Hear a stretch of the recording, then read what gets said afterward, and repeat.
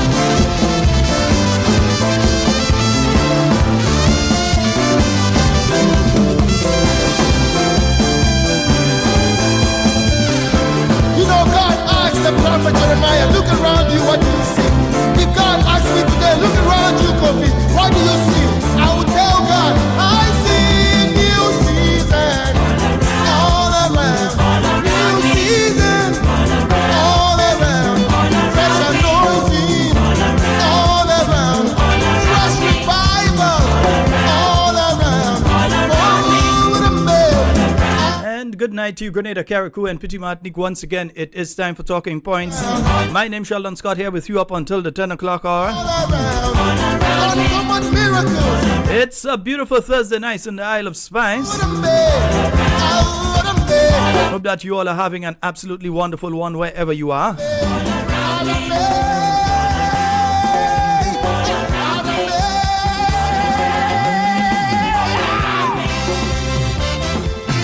You know, I think I'm going to take one more before we start our thing. Yeah. Taking one more before we start with thing, man. Yes, tonight is our 2-year anniversary. Yes, we started this program 2 years ago tonight. 14th of November 2022.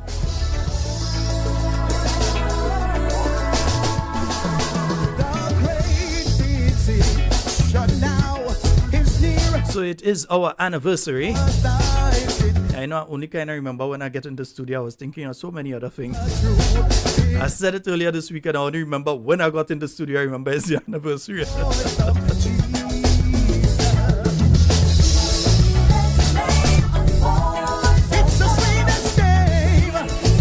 Good night to all of you joining us via We Noise Radio. Good night to you, Wade. Always loyally there with us. Special good night to you and the We Noise squad.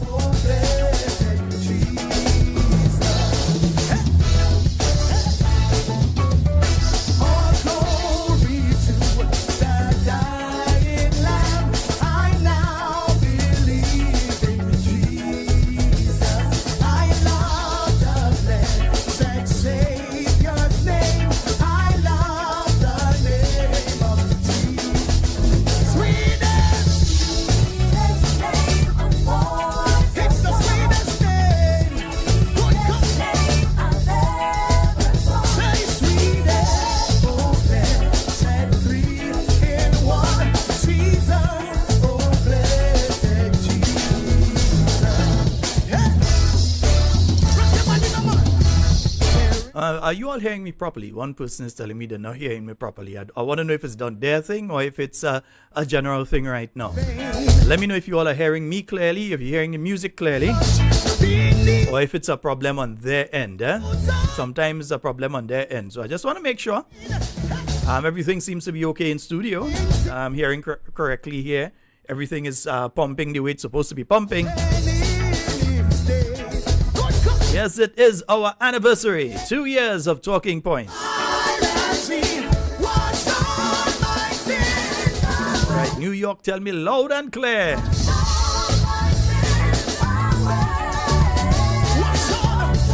Yeah, partners, check your system. Check your system.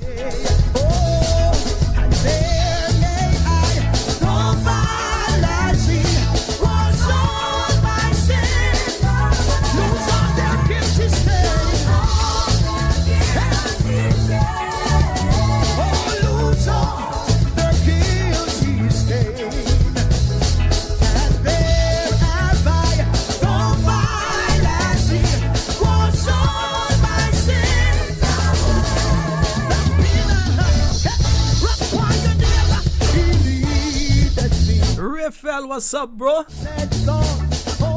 Oh my goodness.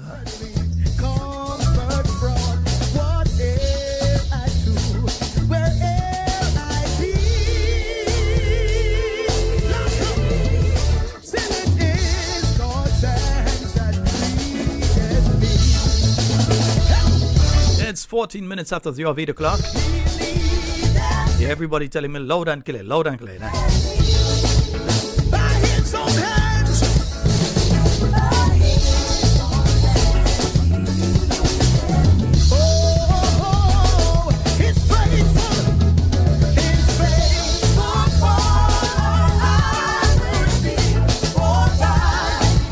Yeah, tell a friend to tell a friend. Talking Points is on. Remember to like and share.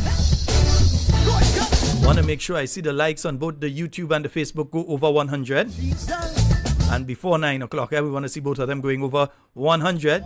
So hit the like button, give it a thumbs up, yeah?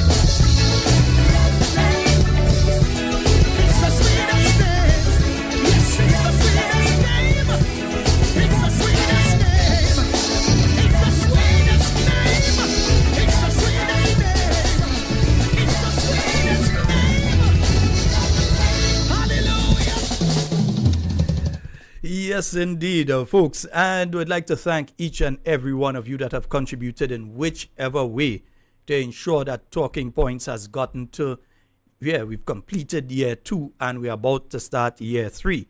And if they thought we was giving trouble in year 1, if they thought we started to give more trouble in year 2, they didn't want to stick around for year 3. Folks, the phone lines will be open. The phone lines are open, and we'd like to, again, thank all of you, the various radio stations that broadcast. Again, We Noise Radio, Real FM, that broadcast Talking Points. CRFM is off air now, but CRFM also used to broadcast. We can't forget them. Yeah? So I'd like to, yes, Cathy. Right, yeah. So I'd like to thank each and every one of those of you that send in the information, who does drop the brown envelopes in the specific locations. Yes, we'd like to thank all of you as well. All of you that take the time, that make the effort to call into the program. Then you have the people like Miss Helen Marie and Miss Kiami. I must call two of you all name because that's like my office in town. When you go, either go by Miss Kiami, or if I by Miss Helen Marie or by Miss Kiami. That's like my office when I had to go to town and so on. Yeah? So I'd like to thank all of you. And if I start to call name now, I have to continue calling name for the rest of the night. But every one of you that have contributed, even if it's just by a comment, even if it's just by a congratulations, even just by saying, Sheldon, we like the job that you're doing, continue doing the job that you're doing, you have contributed. So I'd like to thank each and every one of you for what you have been and continue to do for Talking Points, and we'll continue to do our best to keep you updated. Yeah? Why should I get weary? Tell me, why should I? Why should I? No way. Lord, the Lord is so heavy. Oh, yeah.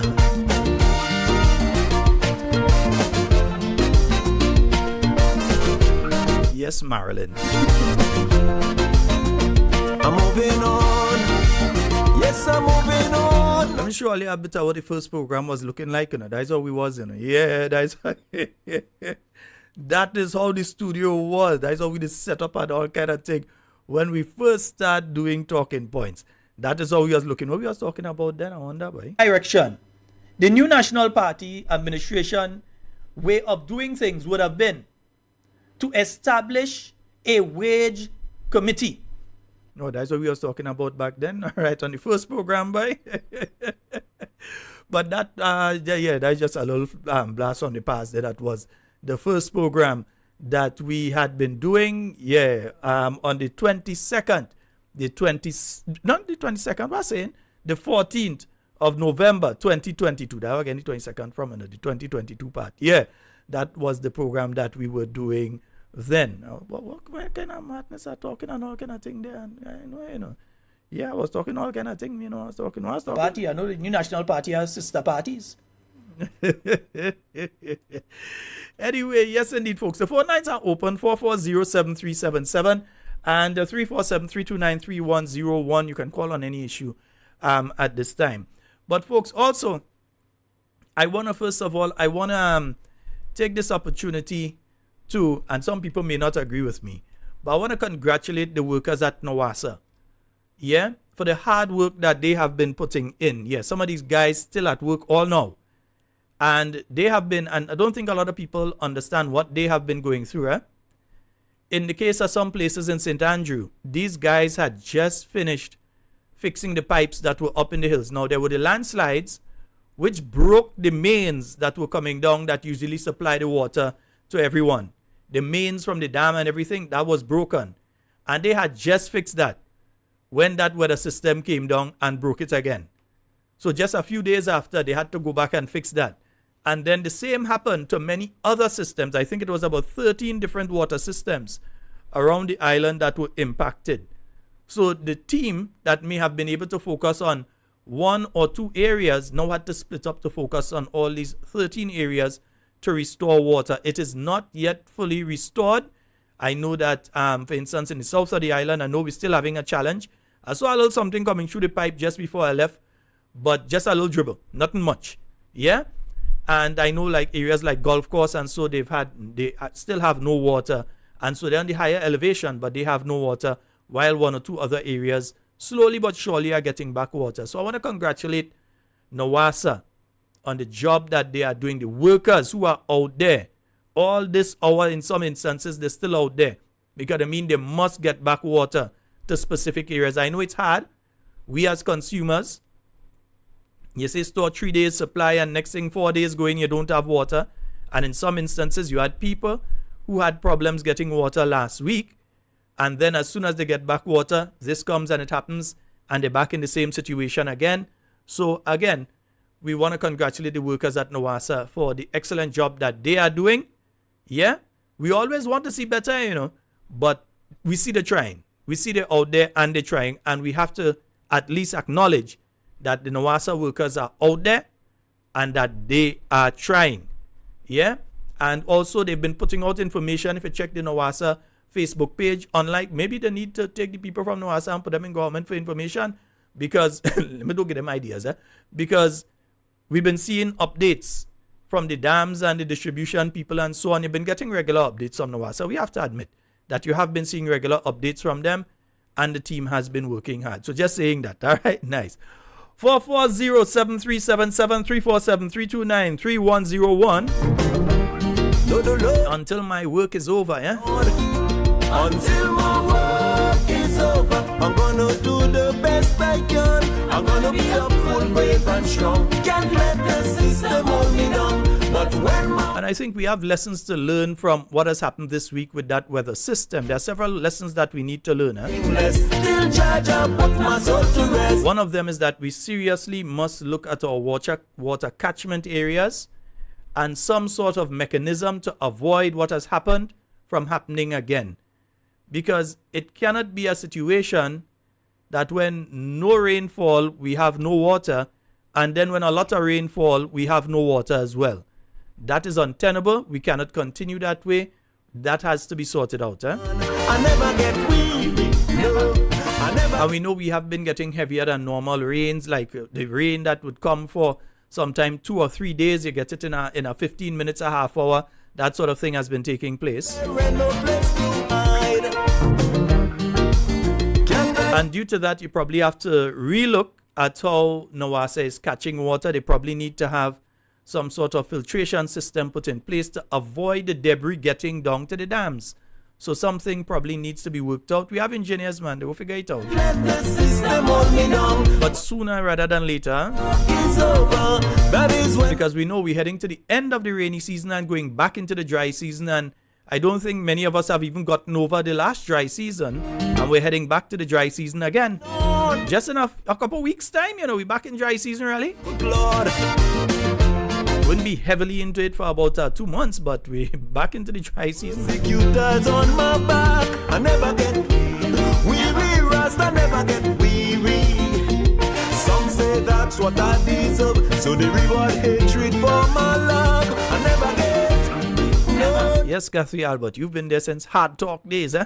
Was my faith in my father is what's given. But no, you've been there since Talk Your Talk days, yeah? That's even before Hard Talk, Talk Your Talk, yeah? Evening program. Yes, you that Cathy Albert. That is when I lay me down. Oh, Lord, Lord, Lord, Lord. Hey, until my work is over, I'm gonna do the best I can. I'm gonna be up full, brave and strong. Can't let this. I'm sorry for the call I just missed there. Caller, you can call back. 440-7377-347-329-3101. For nothing more and nothing less. Till Jaja put my soul to rest. And folks have been getting messages from some of the people in the River Road area, and they are saying that they want the government to complete the project. Yeah, there was a project we heard last night. We heard from a former minister with responsibility for infrastructure and former Minister of Finance, Mr. Gregory Bowen, and he gave a rundown of how the project was supposed to take place. Earlier this year, we heard the Prime Minister speaking about the fact that they've got the fact, because he said that they were here, so it's supposed to be a fact and they're supposed to be here, that the bridges that were supposed to be replaced, in other words, he recognizes that the bridges have to be replaced. So if you see where the water crossed over, where the water started coming in and running down the river road and damaging people's place and so on, and destroying people's vehicles and so. Yeah? If you look at where that happened, there's an area right to the entrance to the housing scheme there, River Road Housing Scheme, where a guy does barbecue and so. Now, from what I seem to remember, that area is where the Steels Bridge would be moved to. So that bridge that exists by Steels, that would be removed, and you'd have a new bridge up there. Hence the reason that there is no wall in that area yet, because you're supposed to put the abutments, as you might call them, and the bridge there that would be able to, the water could flow under, but that they could increase your traffic flowing and that sort of thing in the area. We have a caller online. Hello, good night. Sheldon, good night. Happy anniversary. Hey, thank you very much, my dear. How are you doing tonight? Not too bad at all. And I want to say to my daughter who sold into the bar yesterday, I want to wish all the best and God bless you. Wait. Hold on. We'll come back.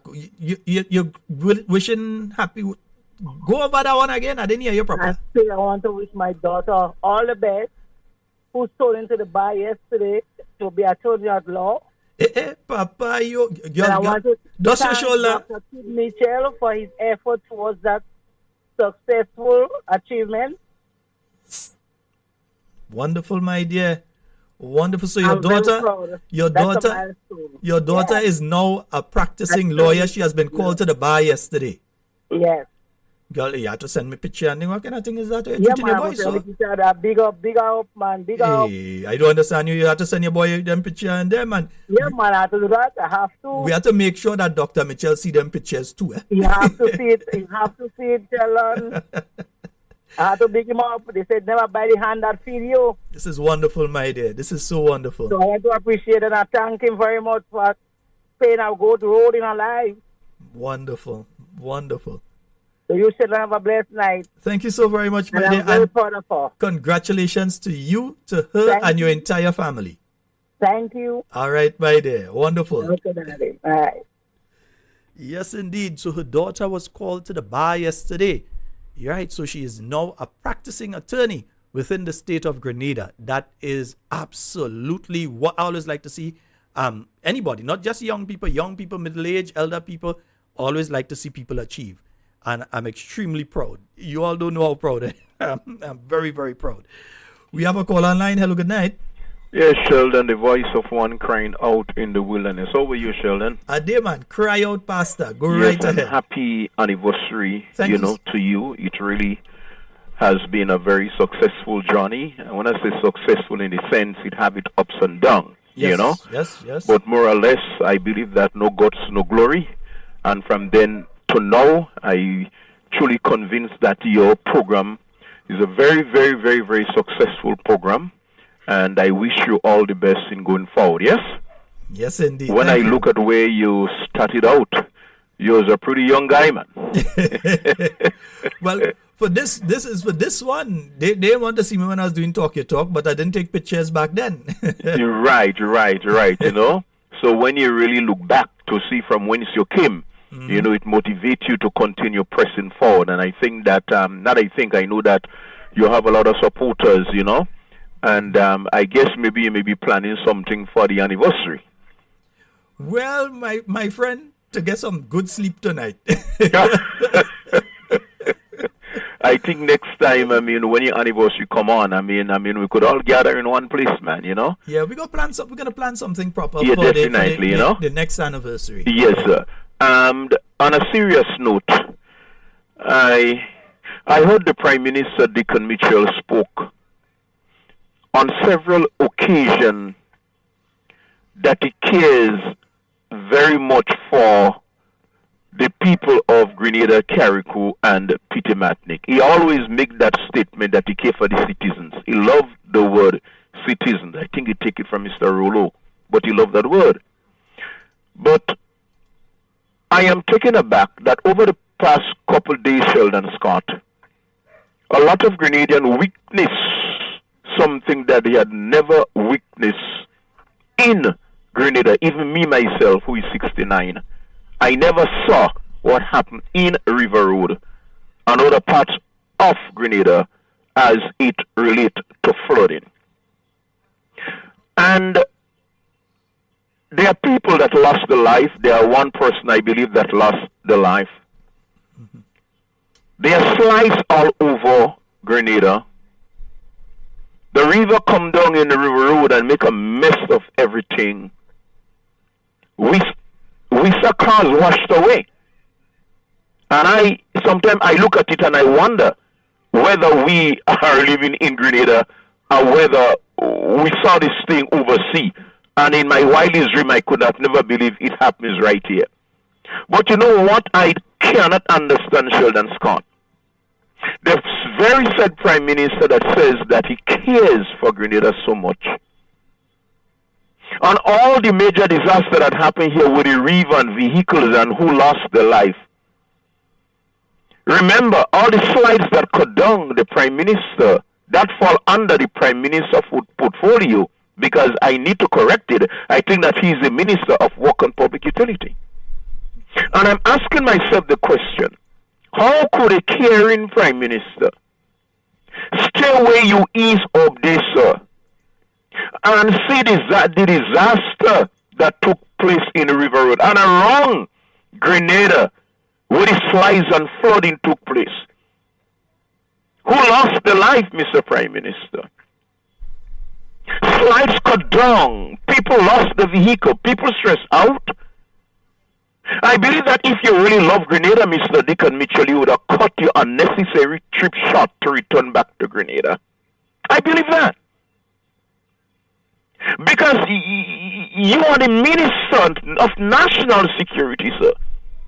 And you're going to come and tell me this quality of disaster, you stay over there and you look at it and then you don't feel no how? I mean, you don't feel no how? If you say that you are the father of your children, Grenadian, and then you love them and you care, but you sit down out there idling, because whatsoever meeting you go to, sir, it doesn't benefit Grenada. When you talk about climate change in Azerbaijan, there are a lot of big countries who are more well than us that did not attend the meeting. I respect that. But on the other hand, again, you love Grenada so much. I'm asking you, please, based on information, I guess you might be spending 2 weeks outside of Grenada. Mr. Deacon Mitchell, cut this thing short and come home, no man. Come home, no man. Come and put on a boots and walk River Road now.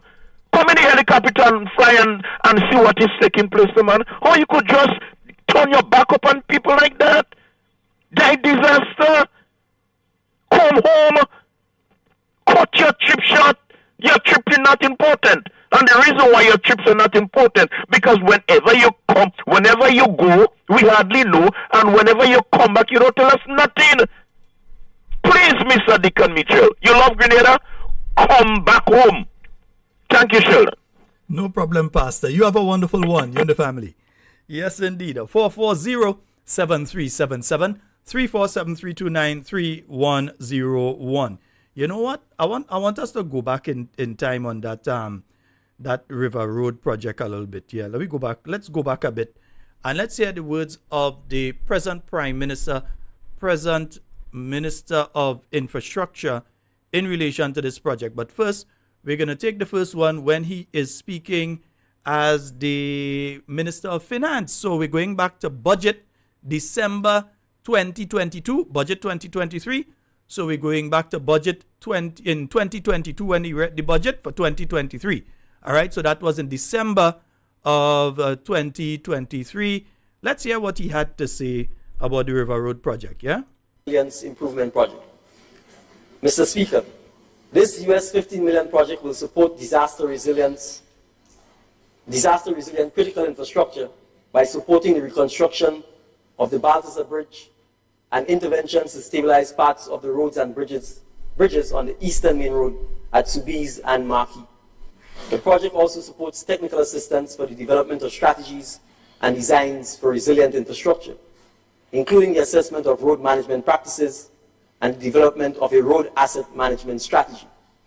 An amount of $800,000 is budgeted in 2023 for the start of implementation of the project. I turn to the Grenville Flood Reduction Project. Mr. Speaker, this project aims to reduce flooding and mitigate flood risk in the town of Grenville. An amount of $800,000 is allocated in 2023 for this project. The St. John's River Flood Mitigation Project.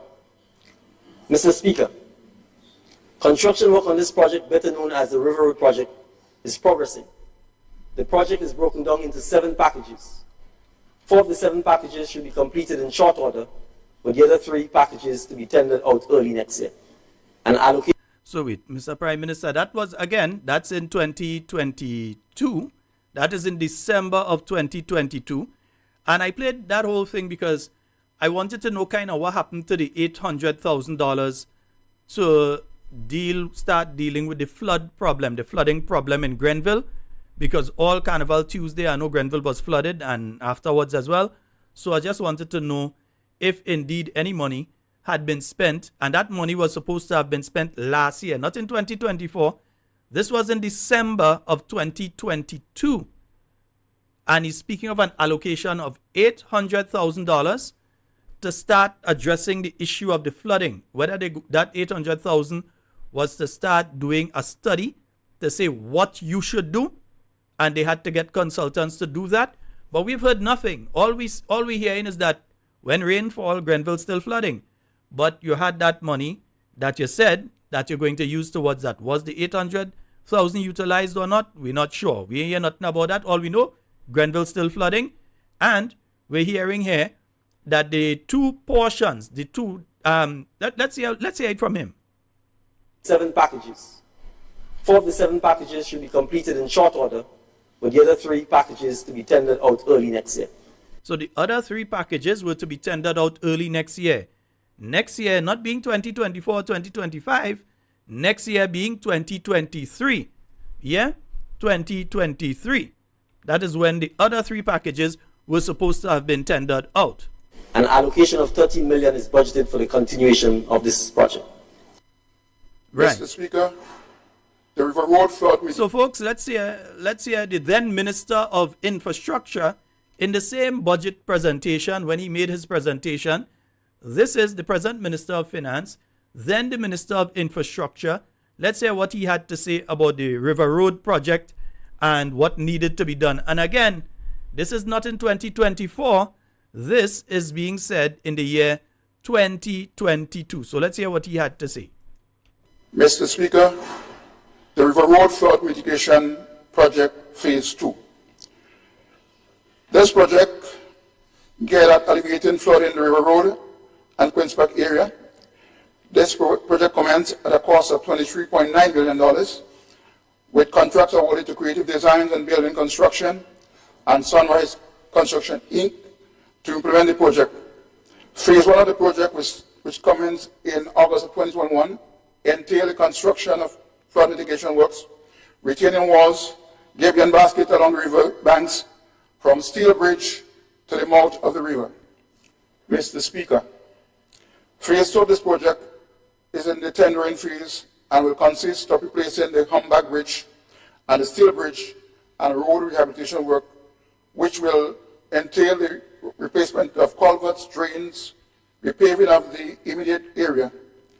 In excess of 100 persons will be employed throughout the project duration of 14 months.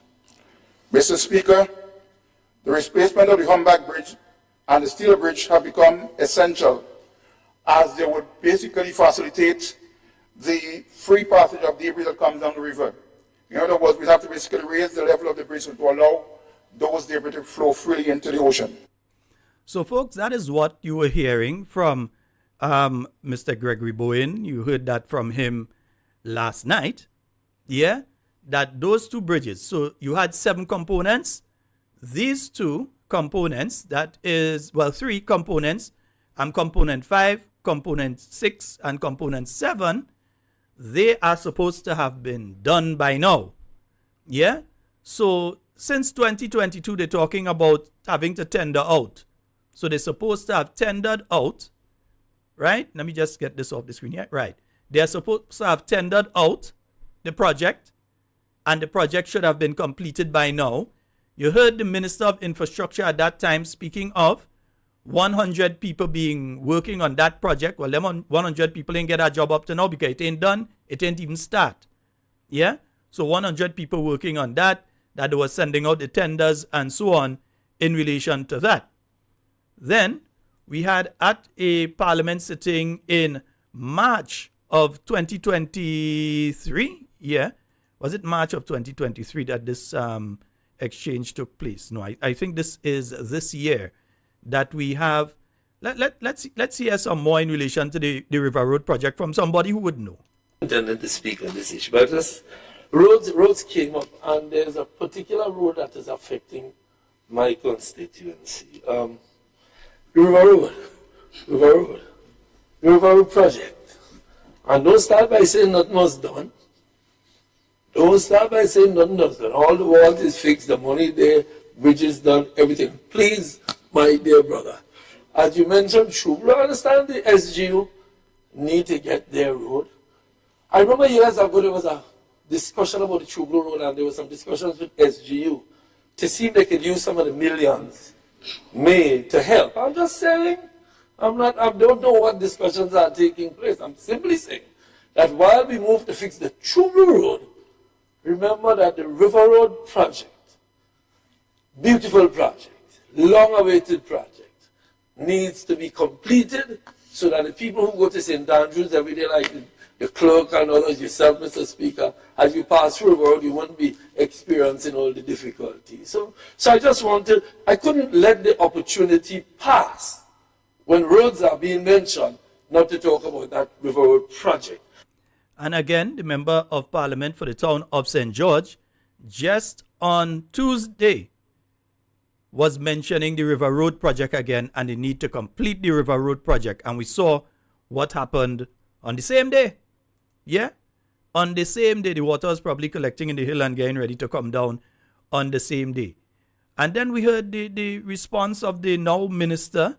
Let's see how the Prime Minister responded to the Honorable Peter David there. Let's hear him. I think in the interest of time, there is no need for me to prolong the discussion. I will just add to my honorable friend from the town of St. George that the St. John's River project is in fact a priority. I had said previously that the quotation we got for constructing 2 concrete builds was in excess of $30 million. And yes, in excess of $30 million. And in those circumstances, unless there was absolutely no other alternative, what those 2 bridges, we obviously had to find ways to ensure that we were getting value for money. I'm happy to report to the member for the town of St. George that in fact there are alternatives. And some of the alternatives are perhaps in keeping with some of the more aesthetically historic and pleasing features that the area of River Road has. You know, we have a historic green bridge there which should really be preserved and turned into something rather than sitting rotting. But we have procured, Mr. Speaker, 2 steel bridges at a fraction of the cost. Let's just make sure that we hear that part again, because, and this dates back to March of this year, March of 2024, the Prime Minister is saying that they went through the process. And so remember, we were speaking originally about December 2022. Now we're moving to March of 2024 after they're supposed to tender and all this. So the whole of last year, they basically did nothing in relation to this project. For the whole of last year, they have basically achieved nothing in relation to this project. But they come this year and they tell us that, okay, it costs too much. Okay, the figure sounds high. So to replace the 2 bridges and so, and you've got the 2 bridges. Let's see about the bridges. Turn into something rather than sitting rotting. But we have procured, Mr. Speaker, 2 steel bridges at a fraction of the cost. The bridges are in fact on the island. They've been shipped, they've arrived. The designs for the abutments of the bridges are more or less completed. We expect that the design review process will take place. And once that commences, then the time frame for in fact installing the bridges will be reduced significantly, because as opposed to actually having to build a concrete bridge, which will take a significant time, you're actually building just the abutments and the assembling. So rest assured, MP for the town of St. George, we appreciate the need to ensure that... No, we can't rest assured on nothing that you say, because right now, look what happened to the people of River Road. Look at what has happened to the people of River Road. And had it not been for the parts of the project, yeah, parcels 1 through 4 that have been done already, had it not been for those, the situation in River Road would have been much, much worse. It would have been worse had what was done not been done. But the areas, because in the case of the Humpback Bridge, the new bridge that would be placed there, that the engineers said needs to be placed would not be placed in the same location. So it's not going back exactly where the humpback bridge is. That is not going to be the location of the new bridge. If I remember correctly, I believe it's supposed to be going a little further up. So it's not going to be going in the same location. And you can tell where it's supposed to be going because there's no wall in that area. They didn't do the wall in that area because the bridge is supposed to go there. And because the bridge is supposed to go there, they have to do a different design in that area so that it could accommodate the new bridge that would be going there. So originally the plan called for a concrete bridge. They say no, well, it's going to cost too much. So they have steel bridge. Since March, we are heading down. After tomorrow, we're heading to the end of November and then December. So March, April, May, June, July, August, September, October, November, and there's still no bridge, no start to any work to put the, as he put it, the abutments. In other words, to put the base so that the bridge could settle on, and that would be angled in such a way so that the water, if it does rise to a certain level, will not be able to go over the bridge or into the road. That work has not started. And the bridges are already on. So what is it? Is it a situation that they've brought in the bridges and now they have realized that those bridges cannot be used? Because they pay for it. And it's not me talking about that they've brought in bridges and so on. This is a parliament sitting in March of this year.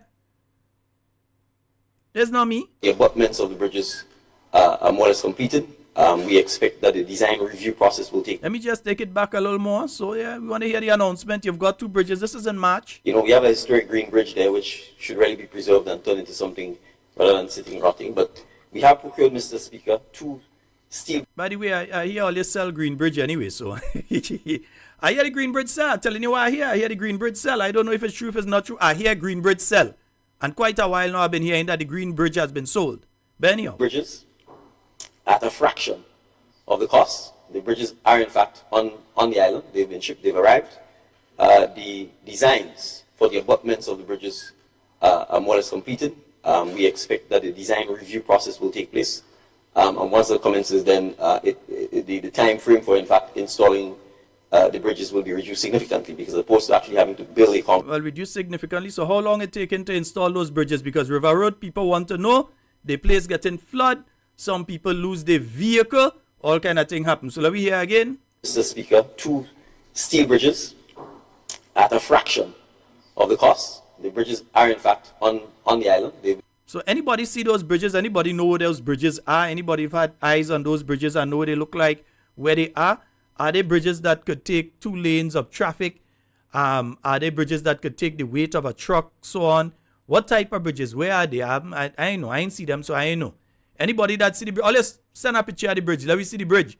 What those bridges that are now here and are on island, what they look like and that kind of thing. Let us know what those bridges look like. So you have the Prime Minister, a full 8 months or so ago, saying that those bridges are already on island, and it's simply a case of looking over the design and so to see how you could incorporate steel bridges instead of the concrete bridges and so. Yeah, so we want to know, and the people of River Road demand to know. And not just the people of River Road, but the people of St. Andrew, who have the difficulty of trying to pass through that area when it floods. Because this NDC administration did not complete the project. They did not, and up to this day, still have not completed the project. 875 days after coming into office, they still have not completed the project.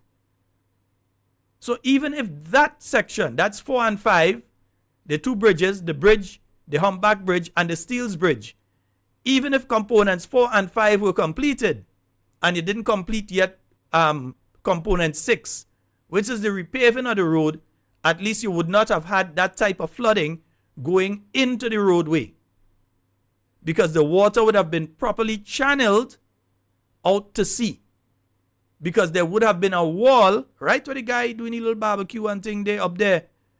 that spot that the new bridge is supposed to go on across there. If that had been done, you would not have had the problem that we had this week. But again, dilly-dally, take pictures, walk through the area, give impression. That is this administration for you. Walk through the area, give impression. Yeah, we go in and do this, and yeah, we go in and do that.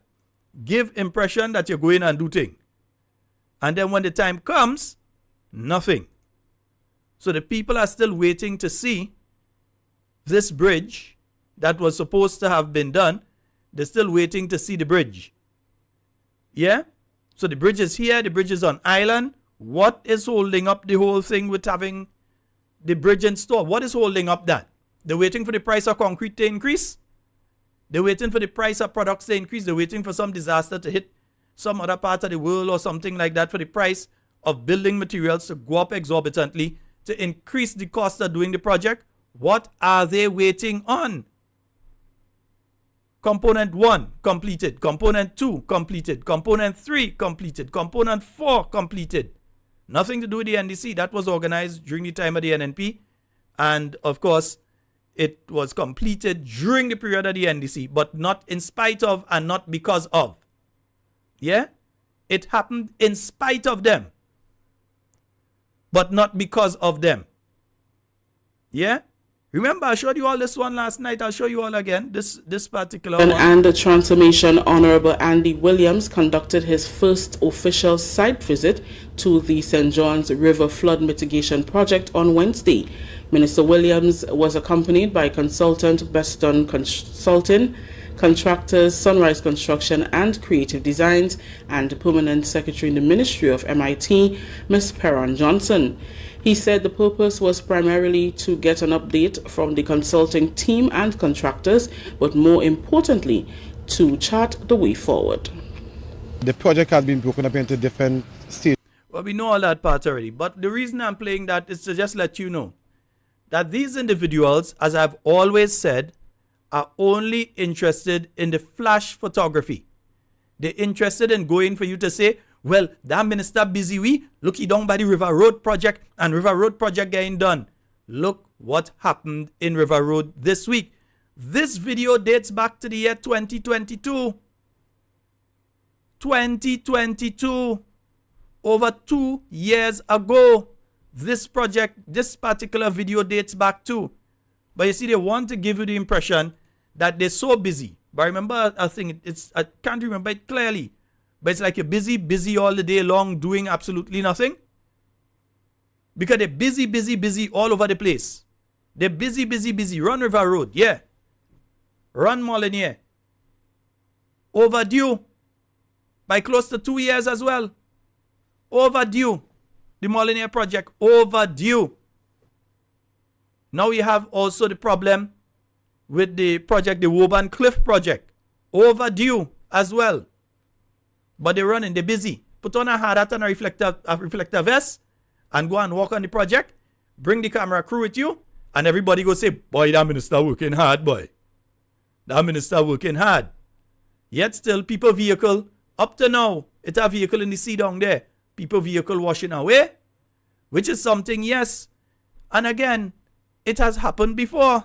We understand that. But we also understand that there is a project that ought to have been completed by now that would have avoided it happening again. That is the thing, you know. We know that this has happened before.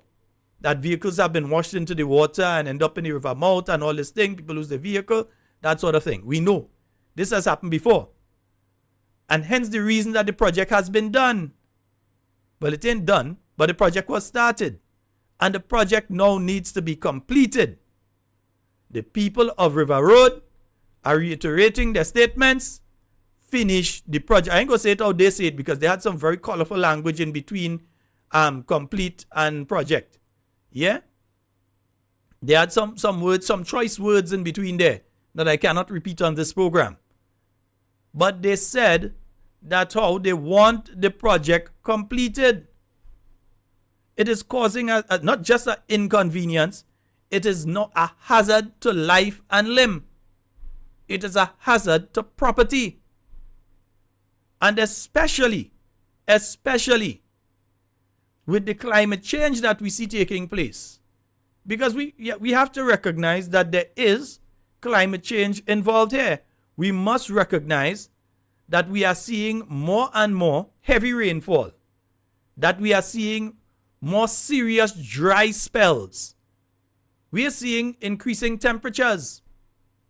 If you've been checking, you realize for this year, many days this year broke the record in relation to temperature on that particular day for the state of Grenada. So if the temperature record was 32, it went up to 33 or 34. So the place is getting hotter. So we are suffering the effects of climate change. Just yesterday, coming into town, you realize, coming across the Carriacou, and you realize the water looking to lap over the Carriacou. And so climate change is real. We are seeing the effects of climate change. But unlike what used to happen during the period of the New National Party, when you had a minister travel and they come back. So when Simon Steele, who was the minister with responsibility for climate change, come back, he would come back with access to tens of millions of dollars for different projects. This minister of climate change is a failure. The prime minister needs to fire her and then fire himself for hiring her. So he needs to fire himself. But he had to fire her first. Total failure. And we have an additional question here when it comes to this. Well, a question, because we didn't ask a question before. So you have a question in relation to this. Yeah, I prefer to celebrate my anniversary like this. What is the size of the delegation that has gone to the COP meeting? What is the size of the delegation that has gone to Azerbaijan? And what aspect of that travel is being funded by the government of Grenada, and to what volume? Let me repeat those questions. What is the size of the delegation? Because we know it's not just the prime minister. Because when the prime minister travel, he does travel with the cameraman. He does travel with the executive secretary. Well, he ain't travel with the chief of staff. I know I see this chief of staff here just yesterday or when I saw the chief of staff. So the chief of staff here. Right? So we know he does travel with a heavy delegation. And then we know that the Minister of Climate Resilience does travel with a heavy delegation too. So we're asking, because I think it is only fair that Grenadians know the size of the delegation that has traveled to Azerbaijan. And what are the discussions that are taking place? We know that Azerbaijan does deal in oil and gas too. Yeah, so don't be surprised next thing you hear, block so and so and block so and so Azerbaijani companies. 4407377. That's the number for you to call and get on to the inside of tonight's program, yeah? I'm saying a special good night to my friends, family, everyone out there in Carriacou and Petit Martinique. Two islands, they say, so unique, yeah? It's party time. You hear the string band, man? Yeah. You on the light, now you're back. We want to know the size of the delegation, because the thing is, even while you're out there, it is an opportunity now to point back and say, look what's going on in my country. Listen, some people may like him, some people may not like him. Ralph Gonsalves had gone to a meeting internationally. I can't remember where it is he was, but some faraway neck of the woods. There was an event that happened. I think there was a crime event. There was some shooting and so that took place in St. Vincent and the Grenadines. He took the time, find a quiet spot. He did a video and he sent back to the people of St. Vincent and the Grenadines. Prime Minister is concerned about what is going on. We'll put measures in place, etc., etc., etc. We have this event affecting the whole island. In fact, this event affected Grenada, the main island, in more of a negative way, especially in the south and central parts of the island, excluding the north. The north get hit bad with beryl. But the other parts of the area of the island that were not as seriously impacted by beryl, they were seriously impacted by this. So the St. George area, and we're talking about landslides, the damage that has been done to several people's homes. There are a lot of people that flood out, you know. And we're not just speaking about the people in River Road. There are people on higher elevations. With the volume of water that came, they see water come from direction they never see it before. and their homes were flooded. So they have lost items. And you're going down to Christmas, a time when people like to nice up the place and so on. They have lost items. You're talking about farmers who have lost their crops washed away. I hear about a situation in Bujeju. Farmers whose crops have been washed away and so on. And not just in Bujeju, there are other areas as well. That they lost their crops. Gone. So you have these situations. And the government remains mum. Even if you wanted to say, well, okay, you could have pulled a smart man tactic and say, we declare River Road a disaster area for a period of time and use that as an excuse to get some funds out of CDB or whatever. And so at least you might be able to use those funds to start the project. But no, just don't say nothing. Go and walk about in the mud and thing and grin. Put on a hard hat and a boots and go in the mud in River Road and walk around. And see people, hey. Walk around like a Muppet. You remember the Muppet show?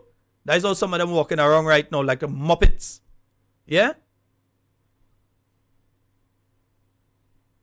Walking around like Muppets. We have a caller on the line. Let's go to the phone line. Hello, good night. Good night, Mr. Scott. Hey, good night. How you doing? Okay, I'm calling from the Nutmeg State again, Connecticut. Yes, indeed, Nutmeg State. You go right ahead. Yes. Now, I don't know if you all realize, if we all realize what is happening, or see what is happening. Now, the CBI is a crop that doesn't need fertilizer. It's a fruitful crop that is bearing and is producing a lot of money. So there is no reason for this government to care about agriculture, care about anything else, because the revenue from the ports, from the taxes, from the what they collect, from revenue, from the shipping, and so on, and the CBI is sufficient. So there is no reason for them to care about anybody else on agriculture and raising funds from any place else, because they could travel. The CBI program is a program that does not need fertilizer. It does not need to grow and plant for the farmers. It's a product that is produce enough money, and you have the revenues, as I said, from the ports.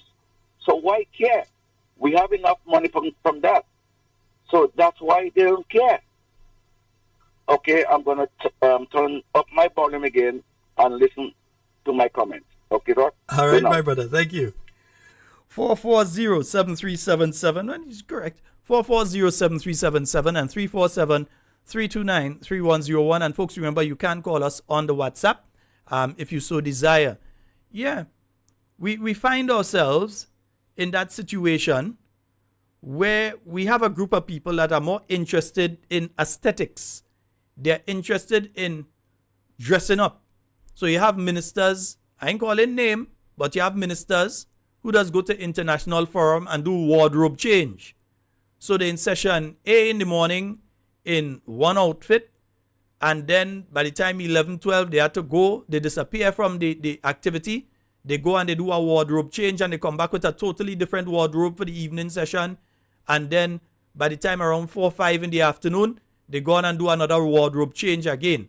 I ain't call name, but I'm pretty sure every one of you all could guess exactly which minister I'm speaking about. Yeah? Every one of you could guess. And we know, because you have friends, you have contacts in all. Listen, I've got friends in Azerbaijan. I've got friends in all of those countries around there, Slovenia.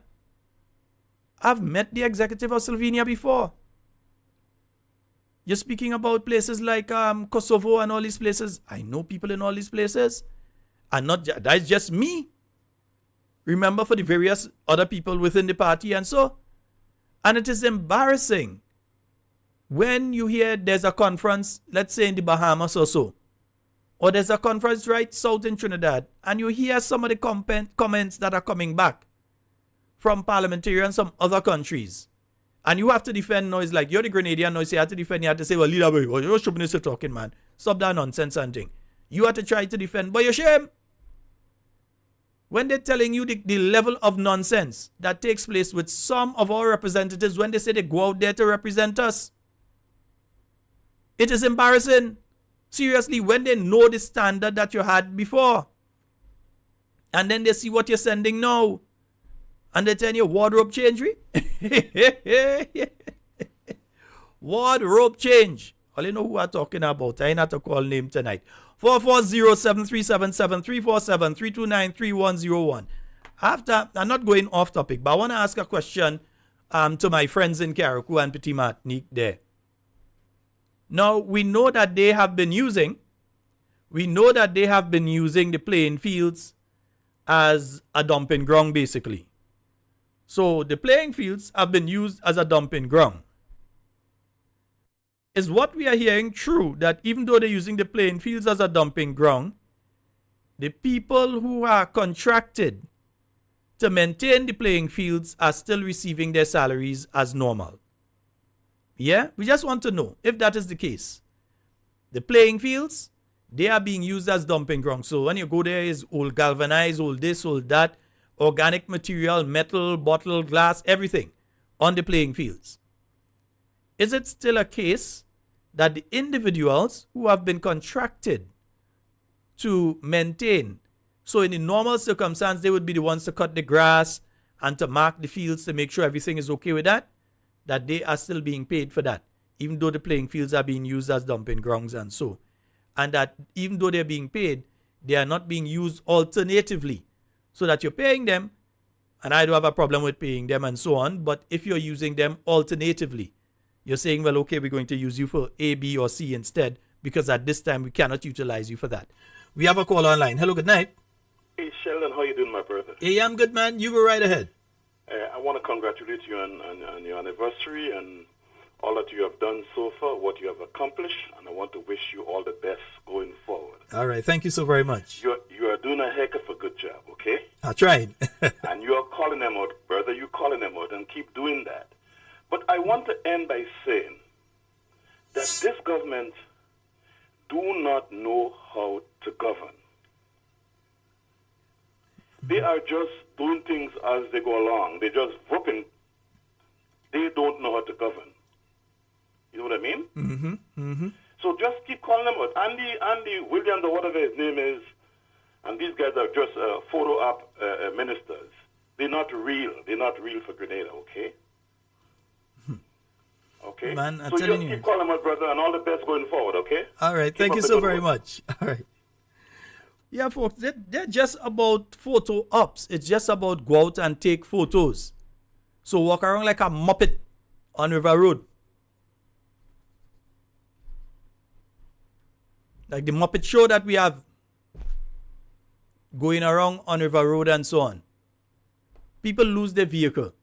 As the government said, well, okay, we're going to speak to the insurance companies, and if you were not covered for flood damage, we'd see what we can work out and so on. No, we know government doesn't have a never-ending well of resources, but at least they can use some influence to the benefit of the people there who have lost things. There are people who have lost a lot of stuff in their homes, River Road and other areas. There are people who have lost items in their home, computers, carpet, chair set, television, all kind of thing that people have lost. Some people have basically lost everything. But you're not hearing their stories much. But they have lost nearly everything. There are other people who, due to the weather system, their homes are now in danger because you see the land breaking and different things. Even in Woolwich Road, there's a situation there where the land had been slipping already, and now with this weather system, it has slipped to a dangerous level there now, starting to look a little bit like how Molinier was looking close to the time that it started slipping and you see things start to crack and go down. It has started looking like Molinier looked at that point in time now in Woolwich Road. Yeah? And while all of that is taking place, we're still waiting to see the reopening of H.A. Blaze Street. But again, all of that ain't matter, man. Go Azerbaijan. That is more important for some people right now, yeah? That is more important for some people right now. So ask the question again about Carriacou. Yeah, so somebody let us know what is taking place. You can't vex with a man for getting a bread, but at least let us know if it is a situation that these individuals are doing absolutely nothing and receiving the salaries for the maintaining of the playing fields, or are they receiving that salary and otherwise occupied, engaged in other things until the point in time comes when they have to do that massive job to reclaim those playing fields, eh?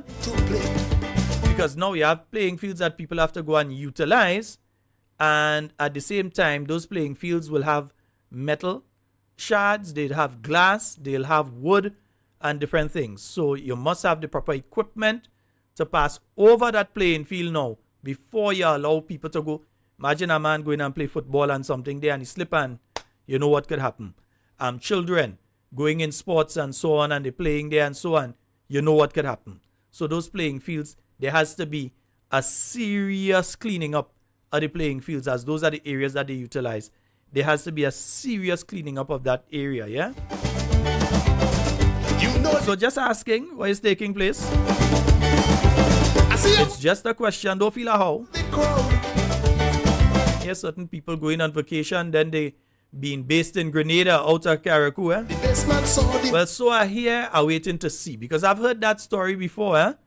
I've heard that story before about the PS and the MP fallout, and the PS is being transferred to Grenada, and he's being sent on vacation, and then when he come off from vacation, he will no longer be in Carriacou, and how Sweet's go be up there instead, and he go be down in Grenada. I heard that story before. This is not the first time I'm hearing that. So I heard that story, I think up to late last year I heard that story. Earlier this year I heard that story, and I'm hearing it again. So let me see if this time is true. Just saying that I've heard it before, yeah?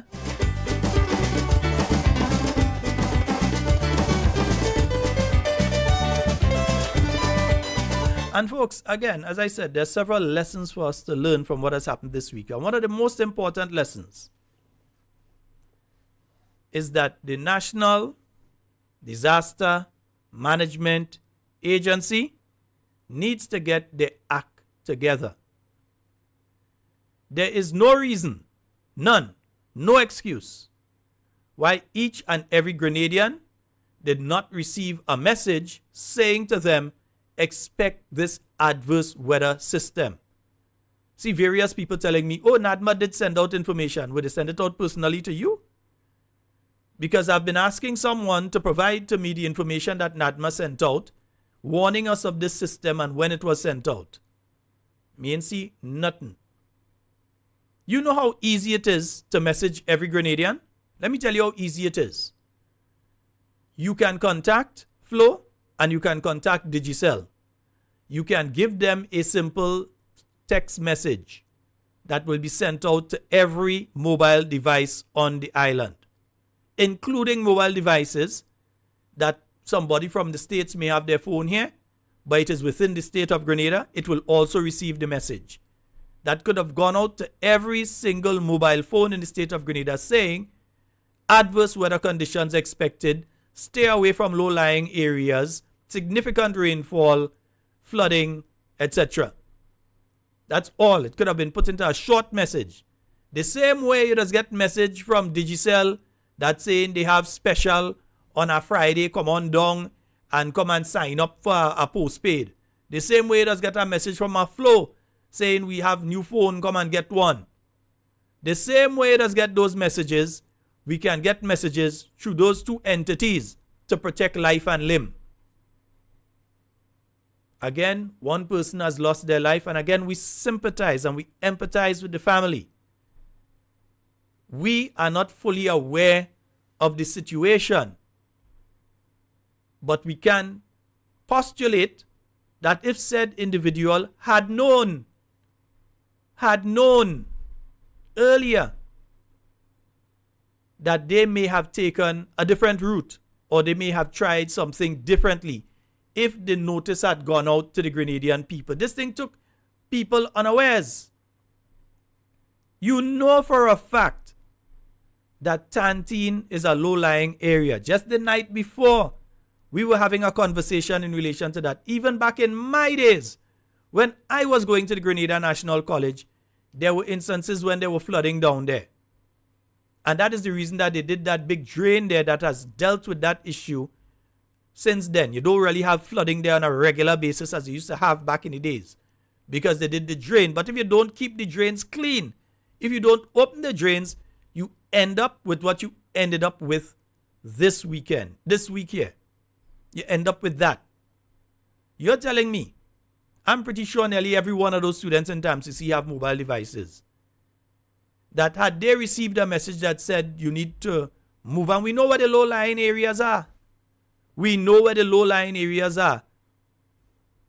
But you see, some people so busy taking photos and doing videos and them kind of thing that they cannot focus on what really needs to be done, which is to protect life and limb.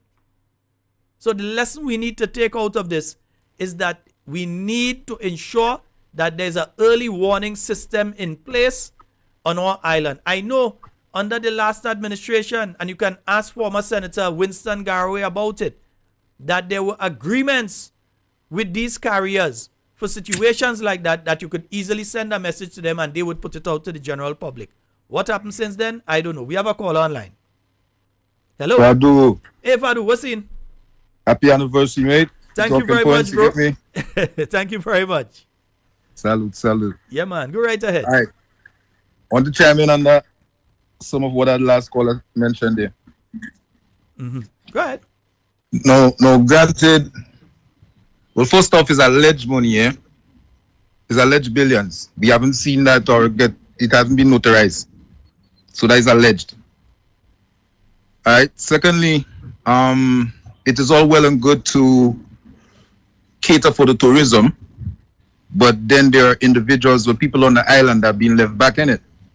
Because there are a lot of people in Grenada, they don't really look out to go for help or ask for help for the government and that kind of thing. They'll try to push for themselves and try to make this thing happen for themselves. Yeah?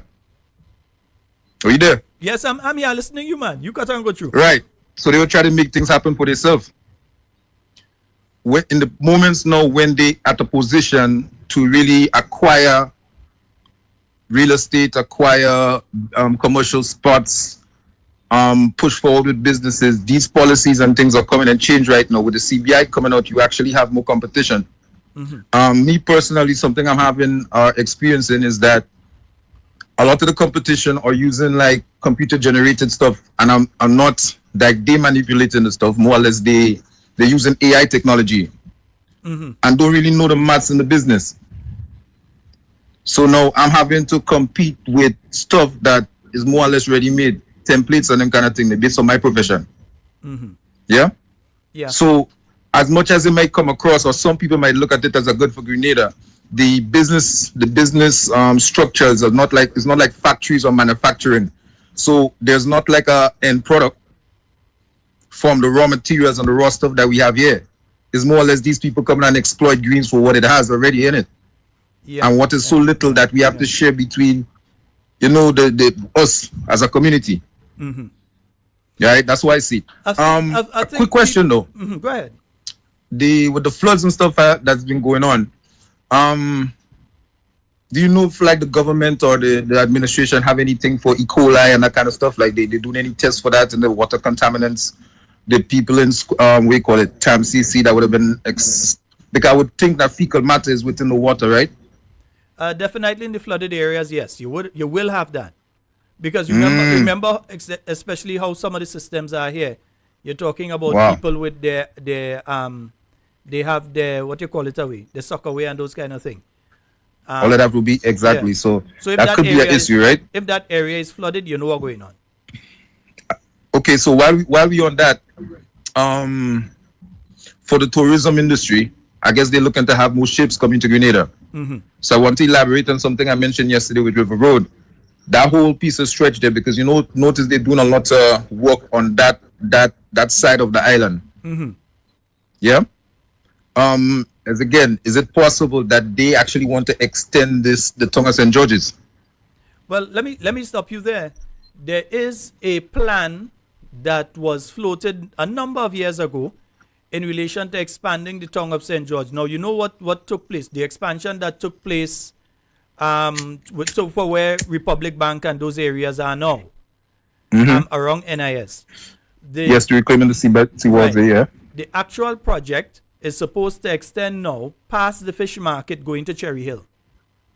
Okay, I've seen the plans. okay. I've seen the plans for that. It expands going over to Cherry Hill area, right? And there were a lot of plans for things like hotels and so in that area, and parking and place for the tourists and locals and so on in that area. But the entire area from the fish market coming right back to Cherry Hill would have been reclaimed. But under the former NDC administration, they shut down that plan.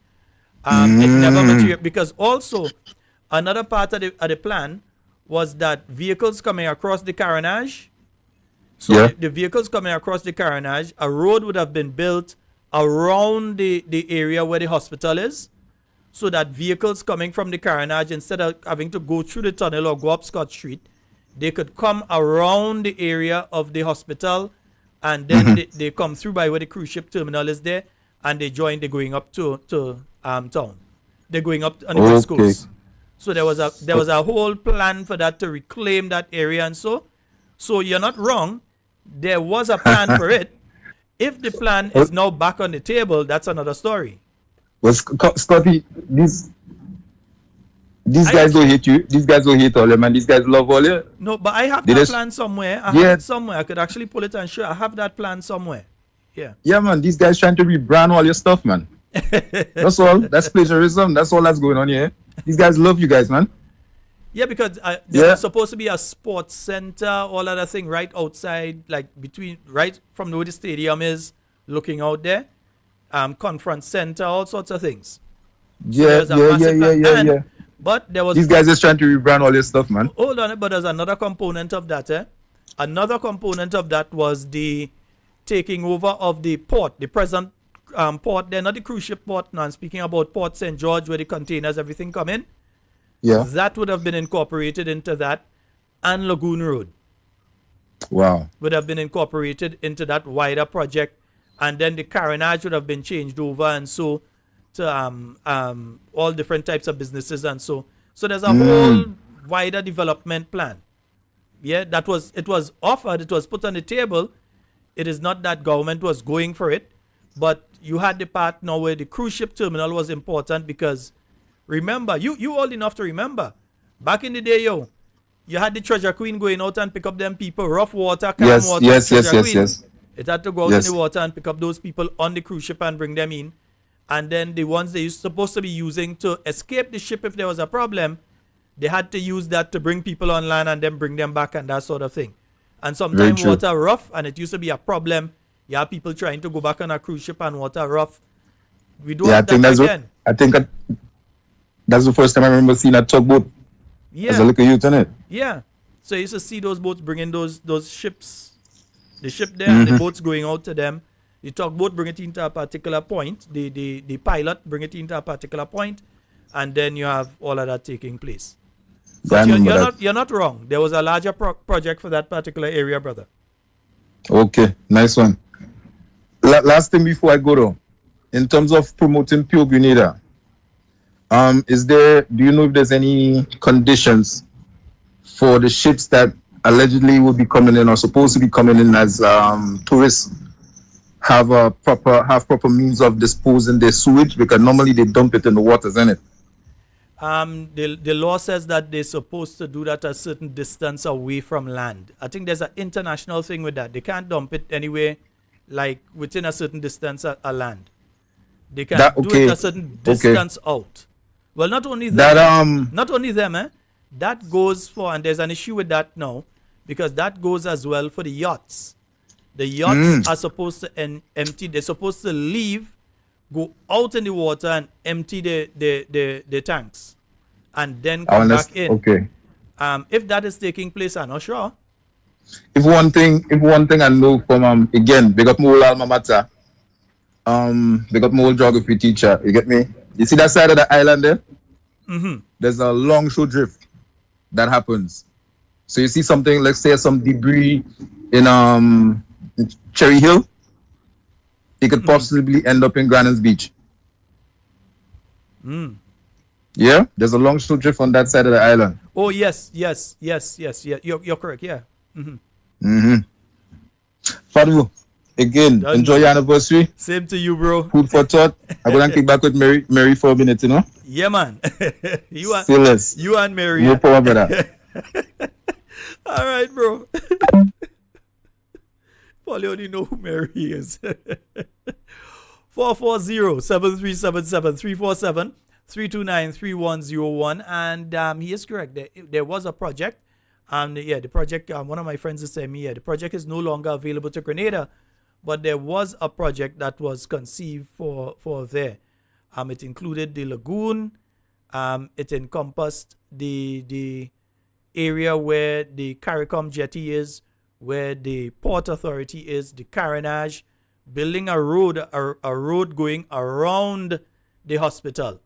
So you would drive, you're coming across the Carriacou, and then you go around the hospital, and then you continue going up to the western side of the island, or if you're going over to Bolio and so on, you go up Bolio or wherever. But that road would be passing along there and take you up. All right, 440-7377. That's the number for you to get onto the inside of tonight's program.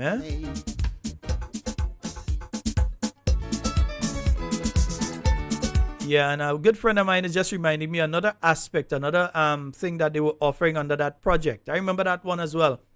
They were offering to do a tunnel.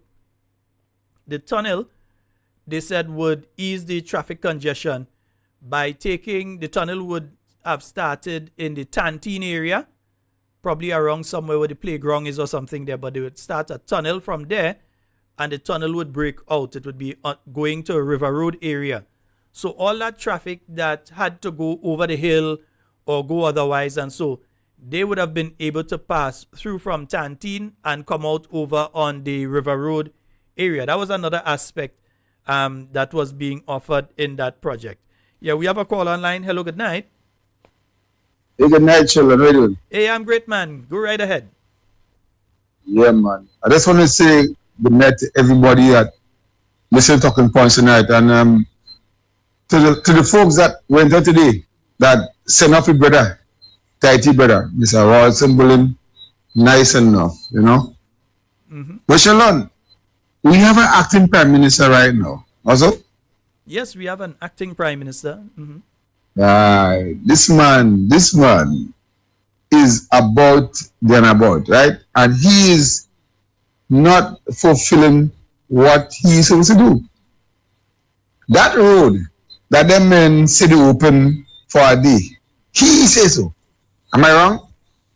In morning. I've seen the notice that came out for government that it would be open for 24 hours to allow the flow of traffic due to the damage that took place on the Jones Road. Right. But nothing wrong with that. It will be closed again, because remember they have to do the paving and so on. Yeah. Once again, this government and that particular minister, aka prime minister, acting prime minister, shows how incompetent they are. Because tomorrow is Friday. The place is supposed to open Friday, as they say. The man given all these kind of pronouncements. Why? Why are they giving us Grenadians these kind of false hope? Why? And once again, Mr. Sheldon, what I want to know, when the original Prime Minister, Mr. Deacon Mitchell, come back to Grenada from wherever he went to and go in the COP things and such, when he come back, what is he telling Grenadians? Because here's what I'm hearing on the ground. I'm hearing on the ground right now. This man doesn't be in Grenada when apparently things like flooding, apparently when Beryl came, that man wasn't here. What going on? No. Let's be truthful here. The Prime Minister was here when Beryl came, but while Beryl was coming, the man was outside there. He wasn't here, and even they were here. There were some of them that wasn't here. They were in New York. Some of them was not here in New York. Nine of them wasn't here. Sheldon, so you understand? I'm not saying that natural disasters is with them. Man. So you understand what I'm saying? But I don't know if it's this is the point. mine, but yeah, go ahead. Yeah. That's the point. This is the point. So what I want to ask right now, being that all these damages happen, and condolences to the lady that lost her life in the vehicle, everybody, you know, condolences. Will this government now get, as they say, that CREF money from the last insurance? Is this certain thing coming now? Are we entitled to get more CREF insurance again? If Grenada, am I wrong? No, if Grenada decides to cash in on CRIF right now, they can. They can. Yeah, if you have an event like this, and it is decided that you want to get money, you can. Even though they've just received a payment, yeah, yes, they can receive another payment again in relation to what has happened. So that that option is open to the government at this time. That is the way. Right. Even though it's 3 months, 2 months. It doesn't matter. You see, that is the way that the NNP does things. So that yes, you may have one disaster now, but it could be followed by another disaster after. Yeah. So, for instance, with the case with St. Vincent, you know that they always have the threat of volcano, but they could also have the threat of hurricane and those kind of things. So you always have multiple threats that you have to keep an eye out for. And as such, how the CRIF was created, how the CRIF has been done, is that, and not by the NDC, but how the CRIF has been done, is that you could cash in now, and if something else happens again right after, you can cash in again. Yeah? But your premium will go up. Yeah? Not as far as I know, no. Well, I mean, that's national disaster. But lastly, before I leave, I saw the Honorable Prime Minister acting on GBN, and I saw the director, the person in charge of NADMA, Mr. Dr. Terence Walters. Mm-hmm. And Grenadians, trust me, this man, the man in charge of NADMA, he was front and center and barrel. But when this thing was happening, Tuesday, Friday, there was no way around. And to me, I'm saying again, to me, in my observation, he blamed everybody but himself, and his Minister of National Security is not an island. Sheldon, whatever, good night. Well, all right, my friend. The thing is this, and I always like to be fair, because you want people to be fair to you, so you want to be fair as well. You cannot gauge that a natural disaster is like that, is going to happen, and as such that you shouldn't be out at that point in time. You may not know. But in the case of this, you at least had a 24 hours where you know something forming out there, it's coming. And as somebody just put in one of the chats here, the same way messages could go out for Carnival to say, we have Carnival sale. Yeah, come and get this and that and the other and so on, and get this device at $100 and so, and top up and all kind of thing. The same way those annoying messages. And I think somehow we need to change the law to allow you should be able to give permission for them to have to send those messages, because they're annoying. Sometimes you're busy and a message coming here and to see what it is, only to see is one of those nonsensical things. The same way that they send those messages and so, the utility that was put in place between NADMA under the new National Party, and again, you all can ask former Senator, the Honorable Winston Garraway, who had the responsibility for NADMA, about that. Because there was a mechanism that was put in place together with the telecoms companies that you could mass message the population if there is a natural disaster. For instance, let's say there was a tsunami, and I'm not wishing anything, and I know I have a kind of goat, but let's just say there was a tsunami that was heading towards the low-lying areas here in Grenada. We have to be worried now, because this system, you had all kind of online people who just tell us, don't follow the online, take it from the official sources here in Grenada. They're telling you, take it from the official sources here in Grenada. Don't take it from the online sources.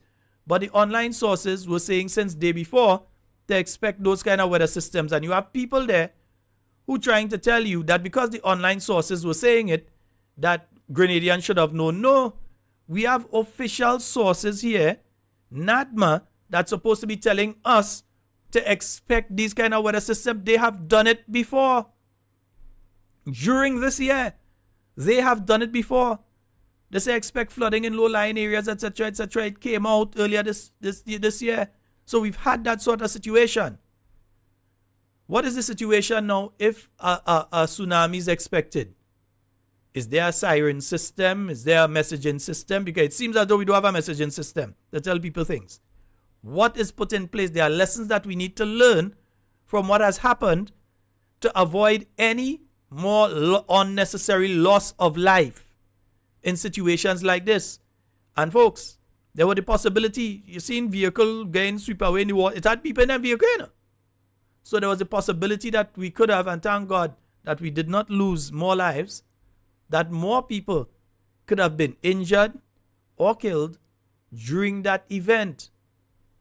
So I'm saying, because some people trying to defend, there is no defense of NADMA in a situation like this and their mechanism of getting information out to the Grenadian people.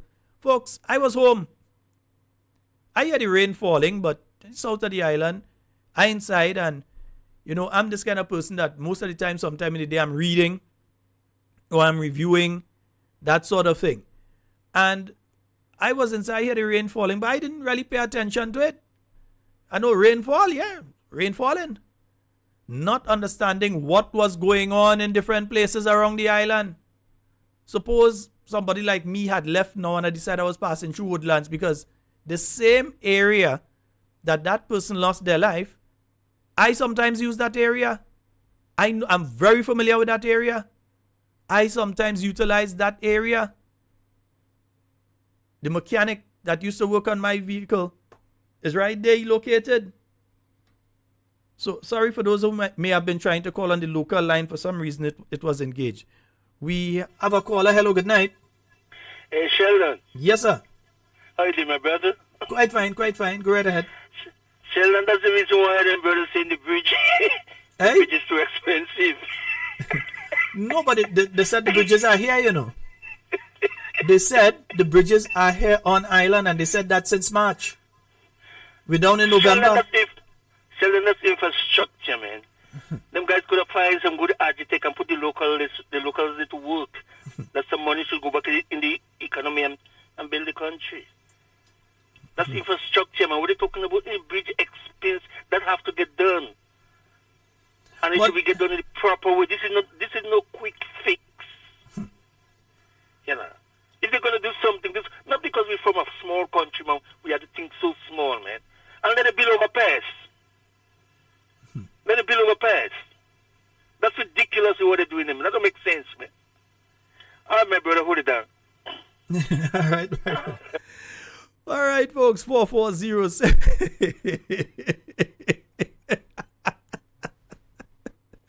440, someone letting them chat easy.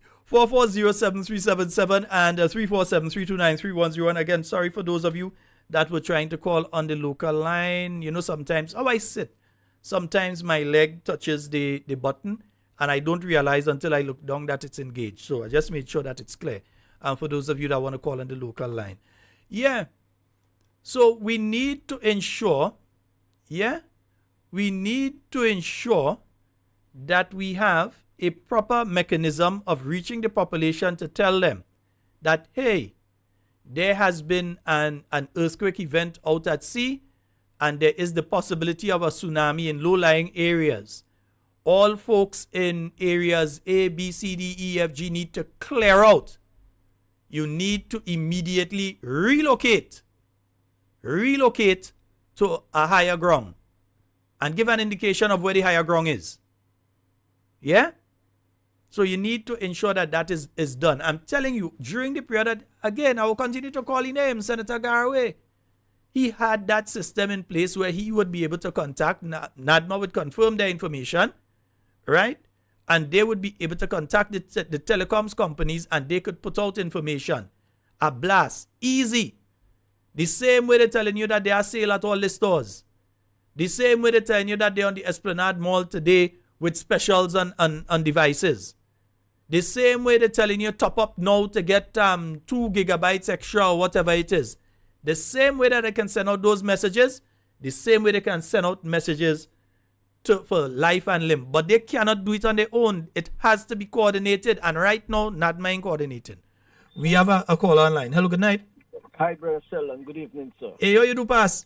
I'm all right. You go right ahead, man. Yes, I really endorse what you're just coming through with there, because if you could remember during the Ivan period, okay, we had when I say we, the armed radio club, right? We had an effective arms radio, CB radio club. Oh, the ham radio.